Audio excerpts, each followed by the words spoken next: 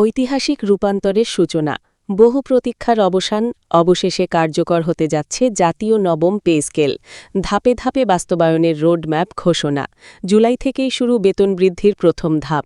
দেশের ২২ লক্ষ সরকারি কর্মকর্তা কর্মচারীর জীবনে আসছে বড় পরিবর্তন।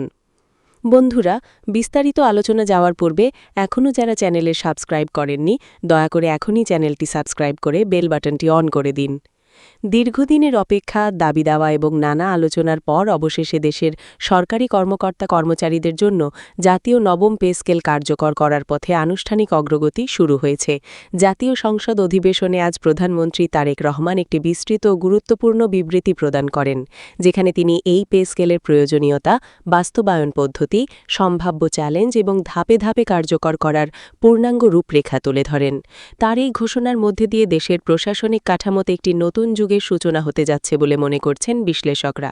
প্রধানমন্ত্রী তার বক্তব্যে বলেন, বর্তমানে দেশে প্রায় ২২ লক্ষ সরকারি কর্মকর্তা ও কর্মচারী বিভিন্ন স্তরে কর্মরত রয়েছেন, যারা রাষ্ট্র পরিচালনার মূল চালিকা শক্তি হিসেবে কাজ করে যাচ্ছেন। তাদের জীবনযাত্রার ব্যয় ক্রমাগত বৃদ্ধি পাচ্ছে, পাশাপাশি বর্তমান বেতন কাঠামো অনেক ক্ষেত্রেই সময় উপযোগী নয়। এই বাস্তবতা থেকে বেরিয়ে এসে একটি আধুনিক, টেকসই এবং বাস্তবসম্মত বেতন কাঠামো গড়ে তোলার জন্য জাতীয় নবম পে স্কেল প্রণয়ন করা হয়েছে। তিনি আরও উল্লেখ করেন, এই পে স্কেল বাস্তবায়ন কোনো সহজ বিষয় নয়। এটি সরাসরি সরকারের ব্যয় বৃদ্ধি করবে এবং একই সঙ্গে মুদ্রাস্ফীতির ওপর প্রভাব ফেলতে পারে। যদি একসঙ্গে সম্পূর্ণ পে স্কেল কার্যকর করা হয়, তাহলে দেশের অর্থনৈতিক ভারসাম্যে চাপ পড়ার সম্ভাবনা রয়েছে।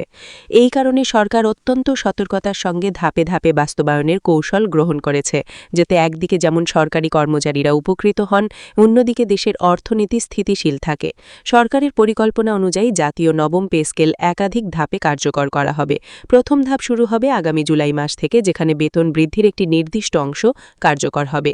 এই ধাপের মাধ্যমে কর্মকর্তারা তাৎক্ষণিকভাবে কিছু আর্থিক স্বস্তি পাবেন। এরপর পর্যায়ক্রমে দ্বিতীয়, তৃতীয় এবং পরবর্তী ধাপগুলো বাস্তবায়ন করা হবে।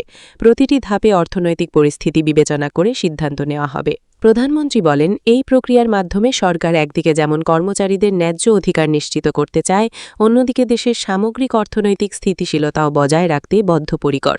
তিনি আরও জানান, এই পে স্কেল বাস্তবায়নের ফলে সরকারি চাকরিজীবীদের মধ্যে নতুন উদ্দীপনা সৃষ্টি হবে, তাদের কর্মদক্ষতা বাড়বে এবং রাষ্ট্র পরিচালনার ক্ষেত্রে ইতিবাচক পরিবর্তন আসবে। জাতীয় নবম পে স্কেলের কাঠামোতে শুধুমাত্র মূল বেতন বৃদ্ধি নয়, বরং ভাতা, ইনক্রিমেন্ট, পেনশন সুবিধা এবং অন্যান্য আর্থিক সুবিধাগুলোকেও নতুনভাবে পুনর্বিন্যাস করা হয়েছে।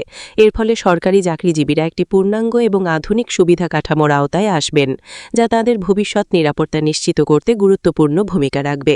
বিশেষজ্ঞদের মতে এই সিদ্ধান্ত দেশের অর্থনীতিতে একটি বড় প্রভাব ফেলতে পারে। একদিকে যেমন সরকারি ব্যয় বাড়বে, অন্যদিকে মানুষের ক্রয় ক্ষমতা বাড়বে, যা বাজারে চাহিদা বাড়াতে সহায়ক হবে। তাদের একই সঙ্গে মুদ্রাস্ফীতির ঝুঁকিও রয়েছে, যা নিয়ন্ত্রণে রাখতে সরকারের সুপরিকল্পিত পদক্ষেপ গ্রহণ করা অত্যন্ত গুরুত্বপূর্ণ হবে। এই প্রেক্ষাপটে প্রধানমন্ত্রী সকল সংশ্লিষ্ট দপ্তরকে নির্দেশনা দিয়েছেন, যাতে তারা সমন্বিতভাবে কাজ করে এবং বাস্তবায়ন প্রক্রিয়াকে দ্রুত এবং কার্যকরভাবে এগিয়ে নিয়ে যায়।